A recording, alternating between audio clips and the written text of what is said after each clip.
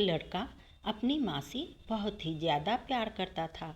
माँ का वो इकलौता संतान था जिसका नाम था रामा। रामा कहीं से भी आता था तो पहले माँ के पास जाता था, माँ को देखता था तब अपने रूम में जाता था। एक दिन रामा की शादी भी हो जाती है। रामा की पत्नी भी बहुत अच्छी थी, वो भी अपनी सासू माँ को बहुत प्यार करती थी। मेरी प्यारी माँ। एक दिन रात में रामा की माँ रामा से बातें करके अपने रूम में सो जाती है और रामा अपने रूम में सोने चला जाता है। जब सुबह रामा उठता है तो माँ से मिलने जाता है तो देखता है कि मेरी माँ मर चुकी है।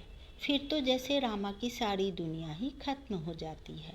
वो माँ की वजह से अपनी पत्नी से भी नाराज़ रहने लगा, पत्नी से दूरियां बनाने लगा, पत्नी की हर बात को इग्नोर करने लगा।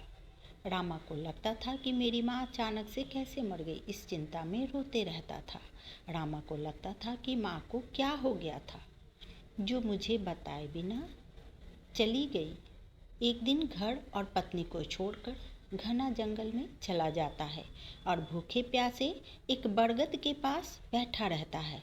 रामा बहुत कमज़ोर हो गया था बिना कुछ खाए पिए। घर छोड़ने के 7 दिन बाद रामा को महादेव जी दर्शन देते हैं और कहते हैं कि तुम घर और पत्नी को छोड़कर यहाँ क्या कर रहे हो।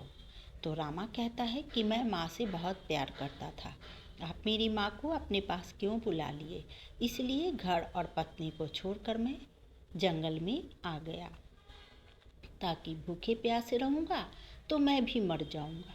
महादेव जी कहते हैं कि अभी तुम्हें बहुत कुछ देखना है, तुम घर जाओ, तुम्हारी पत्नी राह देख रही है। तो रामा कहता है कि पहले बताइए आप मेरी माँ को क्यों बुलाए, मेरी माँ मुझे कुछ नहीं बताई और आपके पास चली गई। महादेव जी कहते हैं कि तुम्हारी माँ मेरी बहुत बड़ी भक्त थी, इसलिए मैं बुला लिया, क्योंकि उनके आगे का जीवन बहुत कष्ट में गुजरने वाला था और मैं नहीं चाहता था कि मेरी भक्त को कोई कष्ट पहुँचे, इसलिए कष्ट का दिन देखने से पहले ही मैं बुला लिया। रामा, अगर मैं तुम्हारी माँ को नहीं बुलाता तो तुम भी अपनी माँ का दुख नहीं बर्दाश्त कर पाते।